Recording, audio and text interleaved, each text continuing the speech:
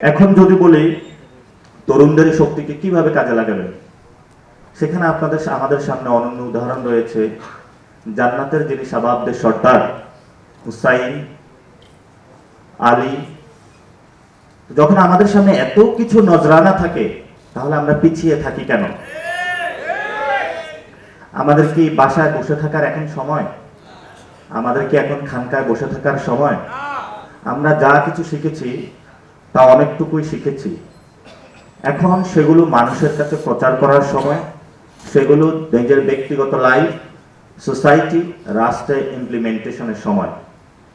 এখন বিশ্বাসের জায়গা থেকে যদি আপনারা বলেন, সরকারের কাছে আর্জি করেন, আপনাদের এই বিশ্বাসের জায়গা থেকে যদি সরে যান, আসল সরকার কে সেটা যদি আপনাদের মনে মগজে না আসে, তাহলে হয়তো বা আলীর তরবারি আর কাজ করবে না। আসল সরকার হলো একজন, সে একজনকে মেনেই কিন্তু আমরা জীবনের পাথে তৈরি করেছি। আমরা প্রতিনিয়ত সেই সরকারের কাছে দিন রাত 5 ওয়াক্ত নিবেদন করি, আর যখন আমাদের পেটে রুজি পড়ে, রুটির টান পড়ে, তখন আমরা অন্য সরকারের কাছে দ্বারস্থ হই। এ যদি হয় ইমানের পরিচয়, তাহলে আমাদের সামনে বিশাল দুর্গতি রয়েছে। তৃতীয়ত বিষয় যেটা হলো শক্তির জায়গা হলো কলব। তাসাউফের জায়গা থেকে যদি আমরা চিন্তা করি, সেখানে শাহজালাল ইয়ামানি থেকে শুরু করে অনেক ওলিয়া গাউস কুতুব কোনো তরবারি ছাড়াই কিন্তু এখানে দাঁড়িয়েছেন, এবং উনি যেমন ইসলাম প্রচার করেছেন, তবে যারা এখানে হিন্দু, অন্যান্য ধর্মাবলম্বী ছিল, তাদেরকে উনি নিরাপত্তাও দিয়েছেন।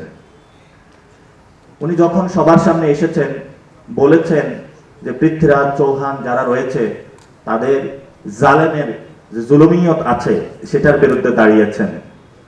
তাহলে গত 15 বছরে যারা এই বাংলাদেশে জুলুম করেছে, যারা ওই জুলুমের অংশীদার হয়েছে, তাদের সামনে এখন দুইটি বিষয়ের একটি সমাধান রয়েছে। এক হলো বাচ্চাদেরকে যারা পথে পথে খুন করেছে, তাদেরকে বিচার প্রক্রিয়ার মধ্যে দিয়ে যেতে হবে।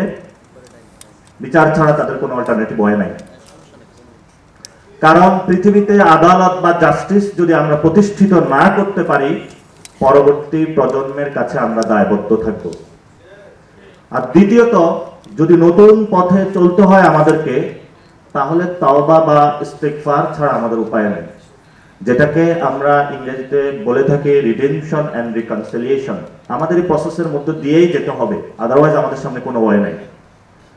আমাদের ব্যক্তিগত সোসাইটি এবং স্টেট জীবনে আমরা দেখেছি সংঘবদ্ধভাবে কি ধরনের অত্যাচারের মধ্য দিয়ে আমরা শিকার হয়েছি। আমরা রিমান্ডে কি ধরনের নির্যাতনের শিকার হয়েছি, রাজপথে কিভাবে নির্যাতনের শিকার হয়েছি।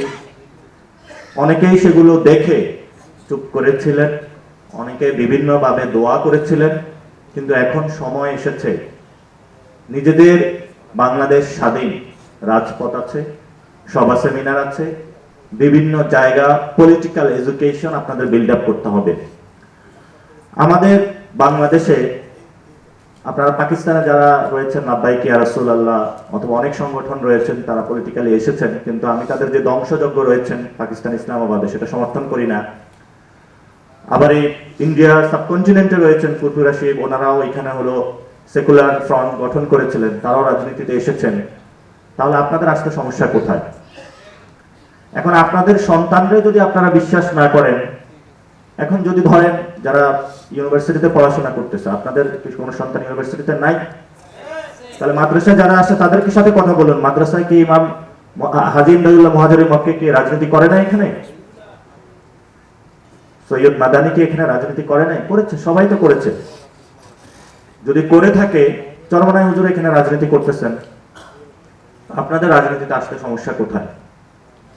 যদি আপনি রাজনীতিতে না আসেন, অপর কোন রাজনীতি দ্বারা আপনি নিষ্পেষিত হবেন। এই ভবিষ্যৎ বা এই ভাগ্য যদি আপনি মেনে নেন, তাহলে আমাদের জন্য জিল্লতি ছাড়া আর কোনো কিছু নাই।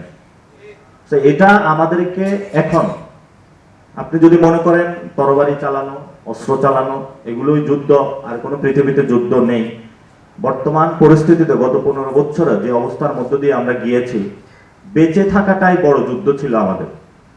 আর এখন আগামীতে যে লড়াইটা হবে বাংলাদেশকে রক্ষা করা, আমাদের চারপাশে যেভাবে আমাদেরকে ঘিরে রেখেছে ফরেন ইন্টারভেনশন, এবং আমাদের আত্মপরিচয় মুসলমান হওয়ার কারণে যেই ধরনের সংঘবদ্ধ নির্যাতন তারা চালিয়ে যাচ্ছে, এটা যদি ঠেকাতে হয় আমাদের হলো মাঠে নামা ছাড়া কোনো উপায় নাই।